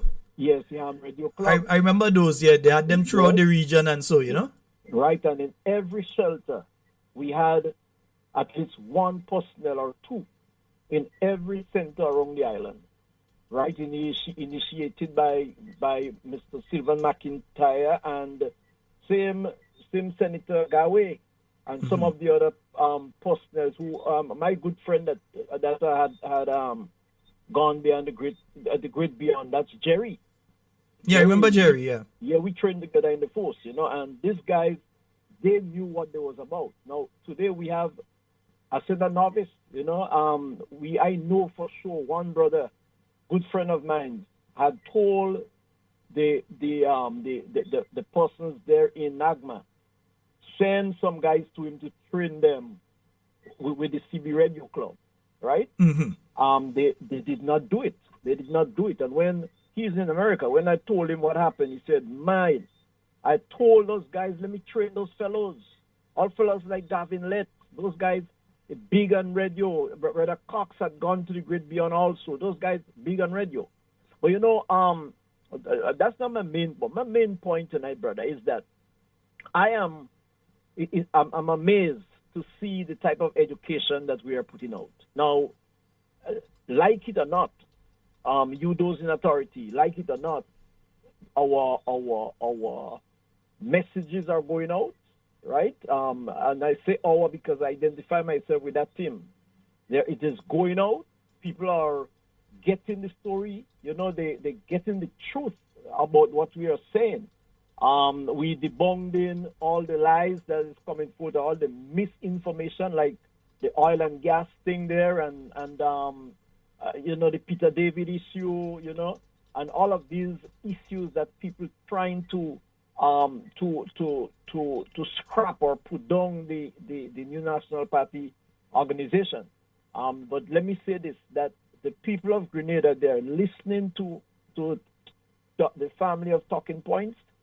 They're listening to that radio station. We are not bringing out any spite or despise or hate messages. We are bringing out the truth, and the people are getting into it. They're not buying into nothing. It's not like our acting prime minister said they had to buy in, and you had to tell them the story early. You had to lie. You had to tell them early so they could buy into it. No, we ain't making nobody buy into nothing. You're giving them the truth. And we trust that the people are being properly educated. Continue reading the Constitution of Grenada. Read the Constitution of the State of Grenada. We are operating on the same Constitution, right? There's some things about it I don't really like, but we still operating under the same Constitution. It appears to me that this administration, they are changing or they are shifting things around because they are doing so many things that is illegal, and they're getting by, they're getting past it. You know, nobody taking them out. The Grenadians are not making noise about it. You know, I'm really happy that we're still in a peaceful state. This place they call Grenada. But listen, thank you. Much more to say, but time. Okay, I know it goes. Yes, indeed. Yes. All right, Pastor. Yes. As you're talking, I'm kind of pulling up my list of stuff to remind people of right now. All right. Okay, great. Thanks. Yes, indeed, folks. And as I was just telling past the year, because I just realized I did not remind you all of several things. Oh, one, there was no Simon Says today. And then when I was looking at Taiti's funeral, I realized why there was no Simon Says today. because Auntie Jenny went to the funeral. Yeah, so there was no Simon Says today, but there is Simon Says tomorrow. Yeah, I just check on the Facebook and she does put all the messages and so. So for those of you that were asking about Simon Says, you didn't see it today, there will be Simon Says tomorrow, God's willing. So look out for that at 5 p.m. tomorrow, right? There was no zonal meeting today. There's no zonal meeting scheduled for Sunday. But the final 2 zonal meetings in this round will be taking place next week, Tuesday and Thursday. So there are 2 meetings during the week next week. Next week, Tuesday and Thursday. You can look forward to those meetings. And let me just remind you of the different activities that are coming up. The New National Party St. David's Constituency Branch, they invite you to their barbecue sale taking place this Friday from 1 p.m. That's going to be at the office grounds in La Sagesse. They have barbecue pork, chicken, bacon, fish cake, pigfoot sauce, and much more. And as usual, they have an ice cold bar awaiting you. All you can't reach up, all you might have to send it, but if you send it down, all you have to send it quite down in Grenada, so me and nobody ain't coming down there on a Friday to drop a barbecue for me. You understand? Nice, yeah. But the New National Party St. David's Constituency Branch, they've got that grand barbecue sale and evening lime that's taking place this Friday. That's tomorrow and starting at 1 p.m. So if you're on the East Coast and you're passing by, stop and get your barbecue. Yeah, you have barbecue pork, chicken, bacon, fish cake, pigfoot sauce. You see our sauce up there. All you play anything. Don't watch the hair in the head. You know. And much more. Ice cold bar. Nice. Right. So you have that one. Then the St. George Northwest Constituency Branch, their fundraising committee, yeah, they have their luncheon taking place tomorrow. So that's Dr. Mitchell's constituency.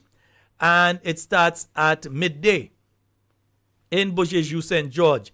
So they've got rice and peas, fried rice, macaroni pie, pumpkin, callaloo, coleslaw, baked chicken, stew fish.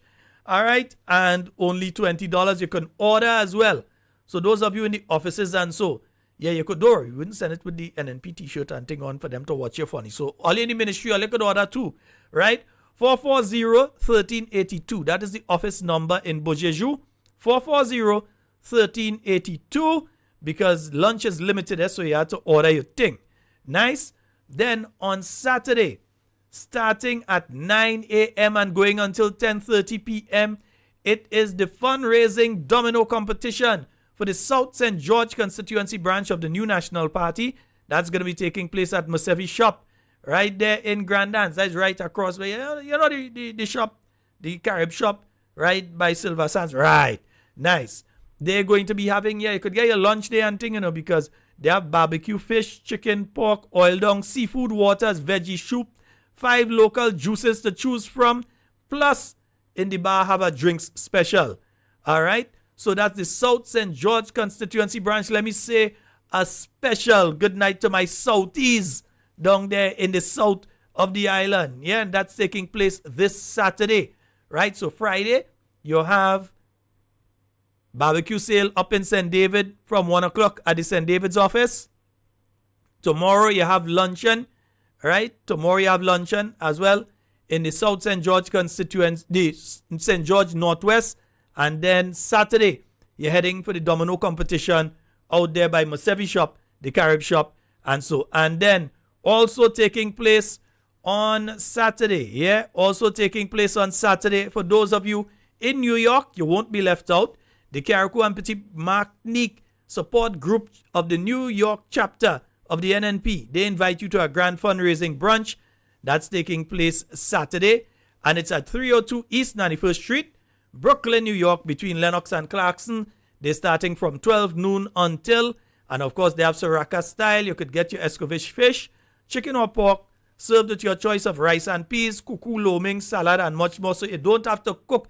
Those of you in New York who within driving distance, right, you don't have to cook. You could head on out to 302 East 91st Street, Brooklyn, New York, between Lenox and Clarkson from midday and get your Sriracha style lunch, right? So you don't have to go and buy thing and thing. You could make your little ton and get it, right? The youth arm of the New National Party, they present Elevate, Ignite Your Future. That's going to be taking place in St. Patrick on Sunday, the 24th of November. We're going to be giving you more information in relation to that from 1 p.m. to 8 p.m. But save the date. Let the young ones know. Yeah, my throat started there. Yeah, let the young ones know that is coming up. The youth arm of the New National Party, Elevate. That's the 24th of November up there in St. Patrick. And then you have the brunch. Yeah, you have the brunch of the NNP Carriacou and Petit Martinique, New York chapter. They have their brunch. Let me see. That is, wait, now that's the same one I just talked, right? Nice, right. Yeah, so that's the same one I talked about just now there. Yes, right. They say for tickets, though, you could contact Jacinta on 917-615-4918 Wilson. Let me pull it up big there so you can see who to contact for tickets there. All you see? Right. Wilson at 917-754-1319. Nisha at 347-683-1997. And Carlos at 718-816-722. So that is the Carriacou and Petit Martinique branch thing there. Nice, right. So that one. You have Christmas Brass. Yeah, that is coming up on Sunday, the 8th of December.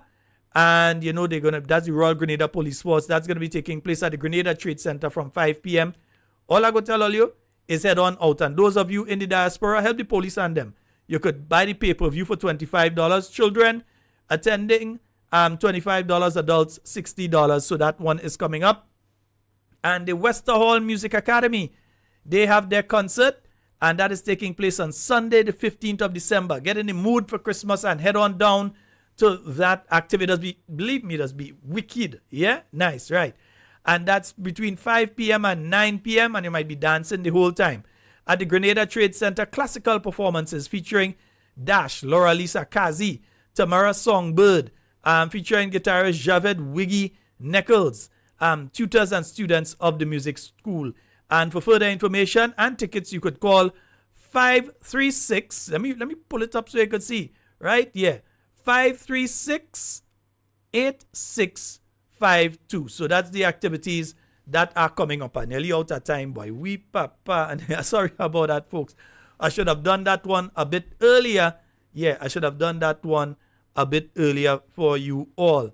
But yes, folks, and I want you all to remember we are on tomorrow night, God's willing. Yes, don't worry, I wouldn't put a video to play. I'll come in. All right?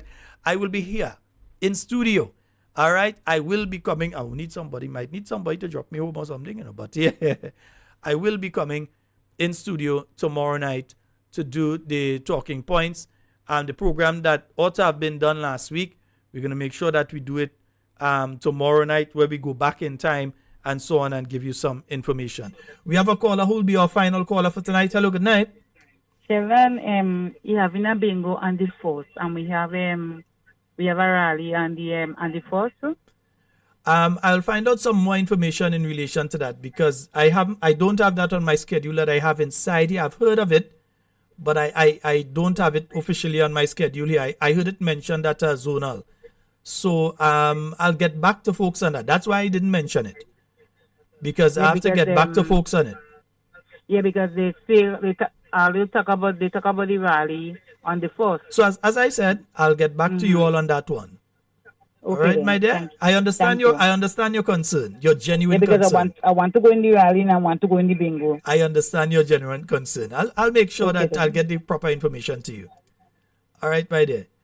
Yeah, so far it is still on that date, but I will get some more information if it's decided that they're going to shift it to another day or so on, because I know that this was planned quite a while now. So if it has been shifted or whatever, we'll let you know. But for now, we're planning for that date. Yeah, that is the date we're looking at. And folks, folks, just keep your eye on the weather, because it didn't look like we have any people that keeping the eye on the weather. And I'm not blaming here the Met Office. The Met Office could produce the information and they would send it to NADMA. NADMA has that responsibility to ensure that they get that information out to each and every one of us. It has me kind of worried now, because if there's an event that causes a tsunami, I'm wondering now that just with this event, and it was no small event, but just with this event, there was no pre-warning.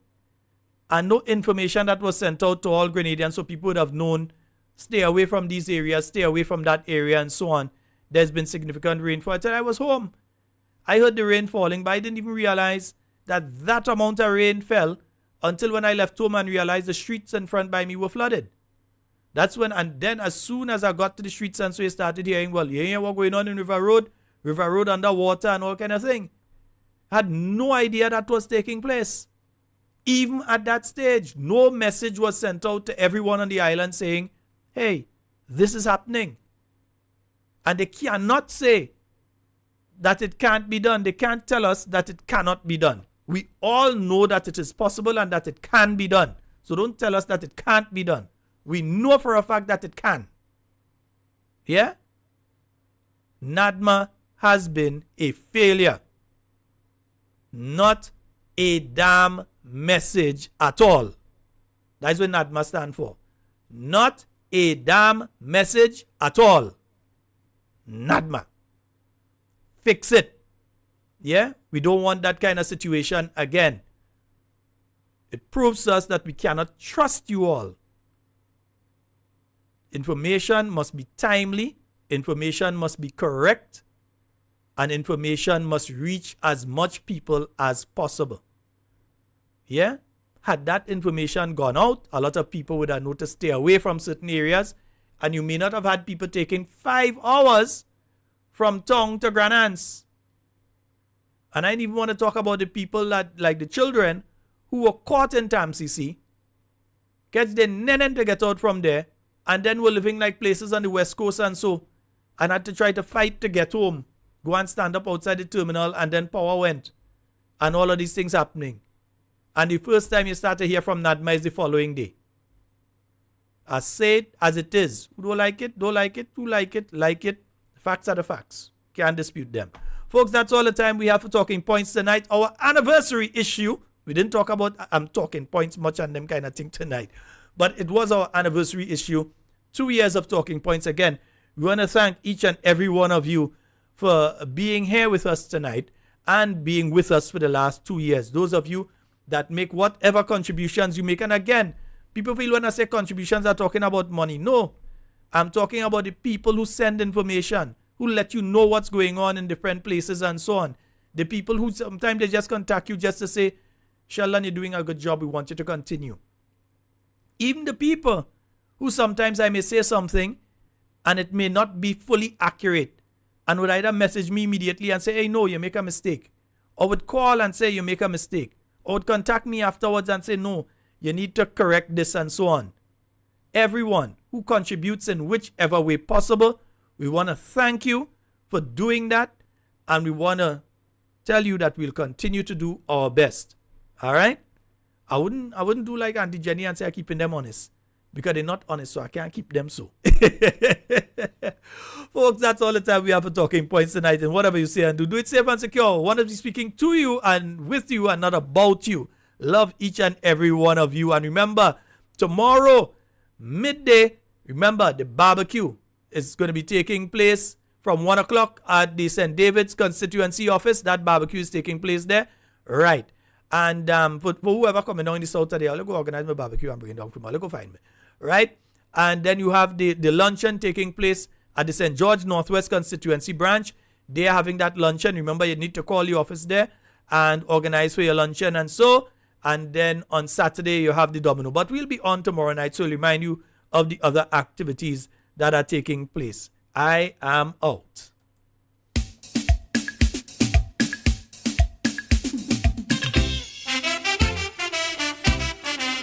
I am a prayer for my country.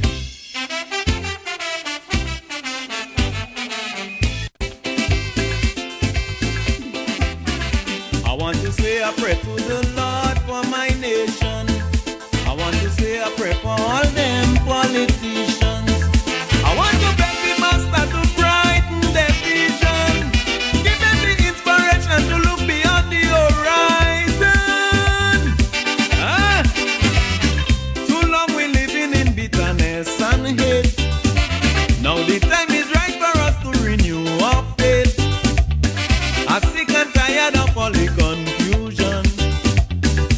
bickering been going on much too long.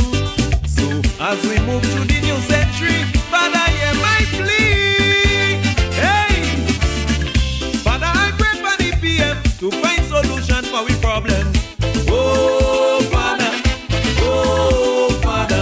I pray for every minister to see eye to eye with each other. Oh, Father, I pray for progress, I pray for stability, I pray for happiness, and a whole lot of love in my country. Father, I pray for the police, please inspire them to keep the peace. Oh, Father, I pray for the judge and the jury, and those who begging for them mercy. Oh, Father, I pray and I pray, I pray and I pray, I pray for the good and the bad man. I pray and I pray, I pray and I pray, I pray for the whole of my nation. Father, hear my prayer, a prayer for my country.